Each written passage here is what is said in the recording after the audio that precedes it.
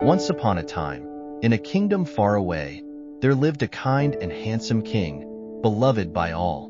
However, the true ruler was his wife, the queen. Before her royal life, she had worked in the castle kitchen, a poor but beautiful woman with a talent for Scrabble. The king, charmed by her beauty and wit, had fallen deeply in love and married her.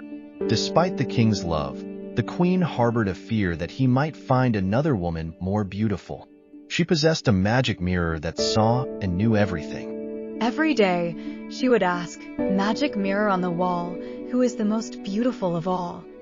The mirror would always reply, "You are my queen. You are the most beautiful in the whole world."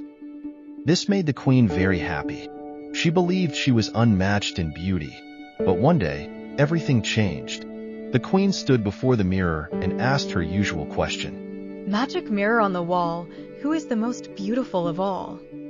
The mirror responded, "You are very beautiful, my queen, but the most beautiful woman in the world is Snow White."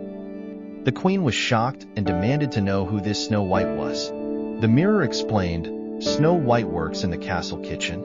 She has hair as black as night, lips as red as roses, and skin as white as snow. As of 8 a.m. this morning, she is a wee bitty bit more beautiful than you." The queen was furious and yelled, "Arrgh." She stomped her feet. She pulled her hair. Then she sat down and sobbed. "I will lose everything." The queen was afraid, and that fear turned her heart cold and hard. She called a trusted hunter to her room.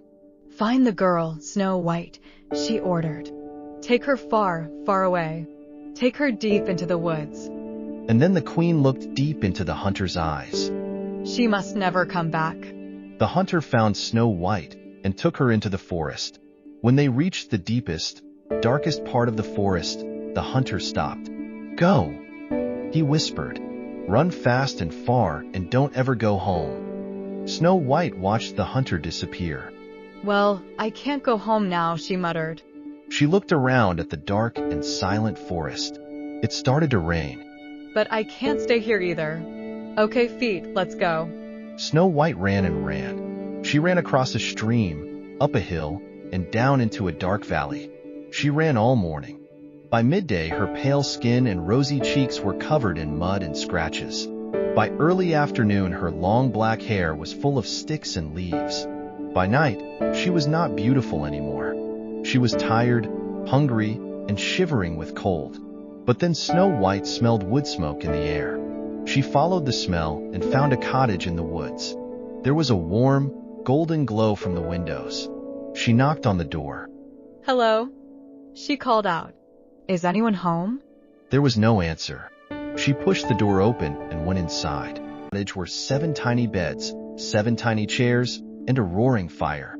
A big table was covered with dirty dishes. Snow White was very hungry and thirsty. She found some bread and ate the whole loaf. She found some milk and drank the whole bottle. Then she sat in front of the fire to get warm. And just like that, she fell asleep. When she woke up, there were 7 dwarfs standing around her. Snow White rubbed her eyes. "Who are you?" She said. "This is our house," said one dwarf angrily. "Who are you?" "Shoo, you'll scare her," said another. "She's a giant." "She scares me," said yet another. "Can I stay with you?" Snow White was lost and alone in the woods when she stumbled upon a small cottage. She knocked timidly, and the door creaked open to reveal 7 small men, each with a long beard. "Who are you?" asked Snow White. "It seems I can't go home." The dwarfs whispered amongst themselves. "Okay," they agreed, "but only if you help us wash the dishes. We hate washing dishes."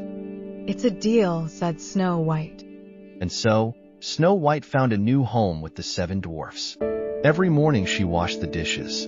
And every morning, as the dwarfs left for work, they said, "Be careful. Don't open the door for anyone. And thank you for washing the dishes. We really hate washing dishes." Back at the castle, the queen was feeling better.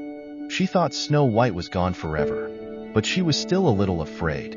"Come and play Scrabble with me, my love," shouted the king from the bottom of the stairs. "You can go first." Maybe later, dearest, replied the queen. She stood in front of her magic mirror. Magic mirror on the wall, who is the most beautiful of all? The mirror replied, "You are very beautiful, my queen, but the girl Snow White is the most beautiful woman in the world." Snow White is alive? Shouted the queen. "She is living with the 7 dwarfs in the forest," said the mirror. "Last night, she was not very beautiful, but as of 1 p.m. today, she is more beautiful than you." Rats, shouted the queen. She went to her closet and got her old coat and old boots. I'll have to kill her myself. She ran out of the palace, jumped into her fastest carriage, and sped off towards the forest. Snow White was reading beside the fire when there was a knock on the door. Knock, knock. She peeked through the window and saw an old woman with a basket. The old woman smiled. "I have apples. Would you like to buy one?" Snow White remembered the dwarf's warning, but she was lonely and curious. She opened the door just a crack. Just one apple, she said. She couldn't stop herself. She took a big bite of the apple. Almost immediately, Snow White fell to the ground. The apple was poisoned, but only on one half.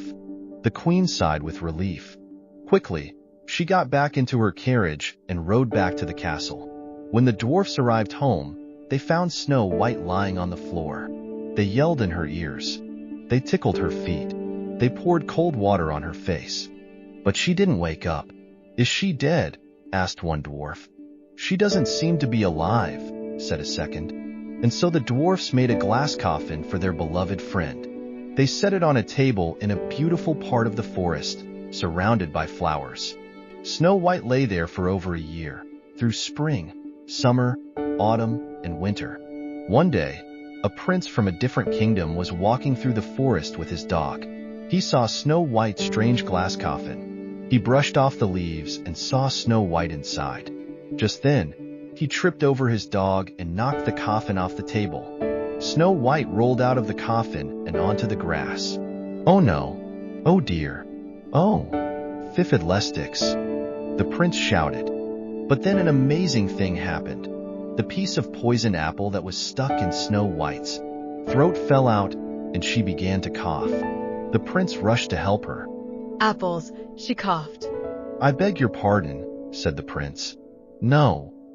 More. Apples." That night, the queen stood in front of the magic mirror and asked her question. Magic mirror on the wall, who is the most beautiful of all?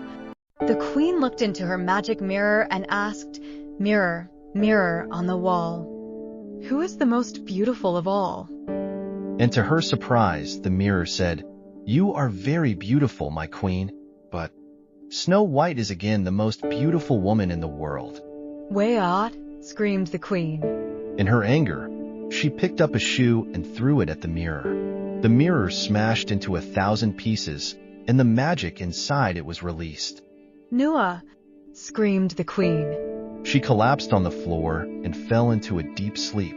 While she slept, the queen had a strange dream.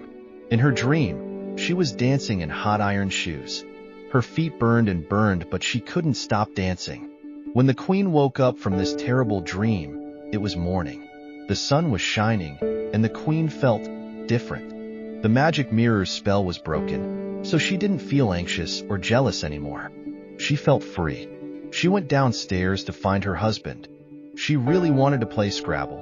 And what happened to Snow White? The dwarfs were very happy to see Snow White alive. They invited the prince for dinner. When the prince learned that nobody liked washing dishes, he bought them a dishwasher. Everybody lived happily ever after.